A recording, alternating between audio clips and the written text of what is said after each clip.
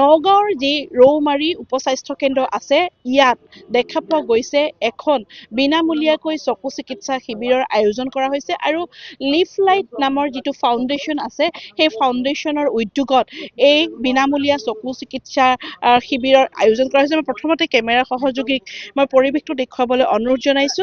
দেখা পোৱা গৈছে প্ৰায় শতাধিক লোকে ইয়াতে বিনামূলীয়া চকু যি চিকিৎসাৰ কাৰণে ইয়ালৈ আহিছে আৰু যিগৰাকী আচলতে লিফ লাইট ফাউণ্ডেশ্যনৰ যিগৰাকী উদ্যোক্তা মহম্মদ আবুল হুছেইন বিশিষ্ট সমাজসেৱক তেখেতৰ উদ্যোগতে এই বিনামূলীয়া চকু চিকিৎসা শিবিৰৰ আয়োজন কৰা হৈছে। মই কেমেৰা সহযোগীক অকণমান ভিতৰৰ দৃশ্য দেখুৱাবলৈ অনুৰোধ জনাইছো। চিকিৎসকৰ এটা দলে ইয়াতে বিনামূলীয়া চকু চিকিৎসা শিবিৰ ইয়াতে আয়োজন কৰা হৈছে আৰু লিফ লাইট ফাউণ্ডেশ্যনৰ ব্যৱস্থাপনাত আচলতে এই যি চকু চিকিৎসা শিবিৰ আয়োজন কৰা হৈছে আৰু এটা ডক্টৰৰ চিকিৎসকৰ এটা দল আহি লৈ পেলাই এই বিনামূলীয়া চকু চিকিৎসা শিবিৰত তেওঁলোকে চিকিৎসা প্ৰদান কৰিব আৰু চকু পৰীক্ষা কৰিব। আমাৰ লগত চিকিৎসকসকল আছে, অকণ মন্তব্য ল'বলৈ চেষ্টা কৰিম। মই আপোনাৰ ওচৰলৈকে আহিছোঁ। আপোনালোকে ইয়াতে বিনামূলীয়া চকু চিকিৎসা শিবিৰৰ কাৰণে ইয়ালৈ আহিছে, কেনেকুৱা ধৰণৰ চিকিৎসা ইয়াতে প্ৰদান কৰা হ'ব আৰু বিনামূলীয়া কি সেৱা আপোনালোকে আগবঢ়াব? হয়, মই শংকৰদেৱ নেত্ৰালয়ৰ পৰা আহিছোঁ। মোৰ নাম সুভাশ্ৰী কলিতা। ইয়াত মানে আপোনাৰ বিনামূলীয়া চকু চিকিৎসা ক্ষেত্ৰত মানে কেটাৰেক্ট যদি কাৰোবাৰ আছে তেতিয়াহ'লে মানে সেইটো আমি চাম, স্ক্ৰিনিং কৰিম। ভিজন কিমান আছে, যদি কাৰোবাৰ মানে কম ভিজন আছে তেতিয়াহ'লে আমি চেণ্টাৰলৈ ৰেফাৰ কৰিম, যিবোৰ নেত্ৰালয়ৰ চেণ্টাৰ আছে। তো তাত চশমাবোৰ দিয়া হয়। তো এনেকৈ সেইখিনি আৰু বিশেষকৈ কেটাৰেক্টৰ ওপৰত গুৰুত্ব দিয়া হয় আৰু হয় হয় কেটাৰেক্ট আছিলে যি চকু চিকিৎসা শিবিৰৰ যি আয়োজন কৰা হৈছে সেই সম্পৰ্কে তেওঁলোকে ক'লে। বিভিন্ন যি চকু চিকিৎসকসকল আহিছে আৰু কেমেৰা সহযোগী এই মুহূৰ্তত যিসকল আচলতে চকু বিনামূলীয়াকৈ চকু পৰীক্ষাৰ কাৰণে আহিছে, কেমেৰা সহযোগীয়ে পৰিৱেশটো দেখুৱাই আছে। এনেকৈ যি চকুৰ যি চিকিৎসা প্ৰদান কৰা হ'ব আৰু বিনামূলীয়াকৈ তেওঁলোকৰ চকু পৰীক্ষা কৰা হ'ব আৰু লিফ লাইট ফাউণ্ডেশ্যনৰ ব্যৱস্থাপনাত এই উদ্যোগ লোৱা হৈছে। আমাৰ লগত লিফ লাইট ফাউণ্ডেশ্যনৰ উদ্যোক্তা আছে। আপোনালোকে এনেকৈ বিশিষ্ট যি বিনামূলীয়াকৈ চকু চিকিৎসা শিবিৰ আয়োজন কৰি আহিছে, আপোনালোকে নগাঁও জিলাত এইবাৰ কিমান নম্বৰখন এই শিবিৰ আপুনি আয়োজন কৰিলে? নিশ্চয়কৈ ধন্যবাদ আপোনালোকক জনালোঁ। এই চেগতে আপোনালোকক ধন্যবাদ দিলোঁ।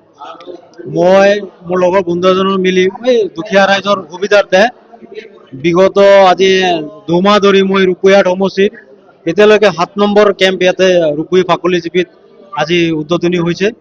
তাৰ আগতো 6খন কেম্প আমি অলৰেডি চলাই লৈ গৈছোঁ। তাৰ পৰা যিমানখিনি আমি পেচেণ্ট পাইছোঁ, কেটৰেক্ট অপাৰেশ্যনৰ পেচেণ্ট, আজিও মই আপোনালোকৰ ইয়াৰ পৰাই মঞ্চৰ পৰা জনাব বিচাৰিছোঁ, আজিও মই 16জন পেচেণ্ট অলৰেডি ৰাতিপুৱা মই গুৱাহাটী নেত্ৰালয়ত পঠাই থৈ আহিছোঁ। এইটো চকুৰ অপাৰেশ্যন হ'ব। থকা খোৱা ফ্ৰী কৰি মই 3 দিনৰ কাৰণে গুৱাহাটীত পঠাই দিওঁ। থকা খোৱা ফ্ৰী কৰি সিহঁতে অপাৰেশ্যন কৰি ঘৰলৈ আহিব। আজি এই যি ৰৌমাৰী উপস্বাস্থ্য কেন্দ্ৰত ইয়াত কিমান চকু পৰীক্ষাৰ কাৰণে ৰোগী আহিছে? ইয়াত আপোনালোকে চাইছে অলৰেডি বহুত মানুহ ইয়াত হৈছে আৰু আমি ইয়াতে 500 মান আজি পেচেণ্ট ইয়াত চোৱা হ'ব। কাৰণ আমাৰ ডক্টৰ বাইদেউ জনাইছে 500 মান আজি চোৱা হ'ব। চিকিৎসকসকল ক'ৰ পৰা আহিছে? চিকিৎসক আমাৰ সুদূৰ গুৱাহাটী নেত্ৰালয় শংকৰদেৱ নেত্ৰালয়ৰ পৰা 10জন অভিজ্ঞ ডক্টৰ ইয়াত উপস্থিত আছে। আৰু আপুনি এই সেৱা বিনামূলীয়াকৈ প্ৰদান কৰি আছে? হয়, মই নিশ্চয় এই সেৱা মই যিহেতু আমাৰ এই ৰূপৈহাট সমষ্টি হওক দুখীয়া অঞ্চলৰ ৰাইজ চকু বেমাৰৰ কাৰণে গুৱাহাটী নহ'লে নেপাল যাবলগীয়া হয়, সেইটো চিন্তা কৰি মই মোৰ বন্ধুৰ লগত আলোচনা কৰি ৰূপৈহাট সমষ্টি এটা অভিযান চলাইছোঁ, যাতে দুখীয়া ৰাইজত অলপ উপকৃত হ'ব পাৰে। আৰু সৰুকৈ এটা প্ৰয়াস মই চলাই লৈ গৈ আছোঁ, যাতে ৰাইজ ইয়াৰ পৰা অলপ সকাহ পায়। আপোনাৰ ফাউণ্ডেশ্যনটো কোনটো ফাউণ্ডেশ্যন? লিফ লাইট ফাউণ্ডেশ্যনৰ NGO হয়, নন গভৰ্ণমেণ্ট অৰ্গেনাইজেশ্যন, তাৰ থ্ৰুদি মই চলাই আছোঁ। এয়া আছিলে বিশিষ্ট সমাজসেৱক আবুল হুছেইন। তেখেতে এই সমাজসেৱক যি আবুল হুছেইন ইতিমধ্যে কৈছে এয়া 7 নম্বৰখন তেওঁৰ বিনামূলীয়া চিকিৎসা শিবিৰ। তেওঁ বিনামূলীয়াকৈ এনেকৈ চকুৰ যি চিকিৎসা শিবিৰ আয়োজন কৰি আহিছে আৰু কেমেৰা সহযোগীয়ে পৰিৱেশটো দেখুৱালে। মই কিছু মন্তব্য ল'বলৈ চেষ্টা কৰিম। এনেকৈ বিশিষ্ট সমাজসেৱক আবুল হুছেইনে তেখেতৰ যি ফাউণ্ডেশ্যন আছে লিফ লাইট, তাৰ উদ্যোগত এনেকৈ চকু চিকিৎসা শিবিৰ আয়োজন কৰি আহিছে। কি ক'ব আপুনি? চাওক, মানে আজিকালি মানুহ বহুত দুখীয়া ন, কিন্তু আবুল হুছেইন দাদা যি পদক্ষেপ লৈছে কিন্তু প্ৰশংসনীয় পদক্ষেপ। আবুল হুছেইন ধন্যবাদ জ্ঞাপন কৰিছোঁ। এই পদক্ষেপক একেমুখে সকলোৱে তেওঁলোকে ধন্যবাদ জনাইছে আৰু কেমেৰা সহযোগী পৰিৱেশটো দেখুৱাইছে। দেখা পোৱা গৈছে যে প্ৰায় শতাধিক লোকে বিনামূলীয়া চকু চিকিৎসাৰ কাৰণে এই শিবিৰলৈ আহিছে।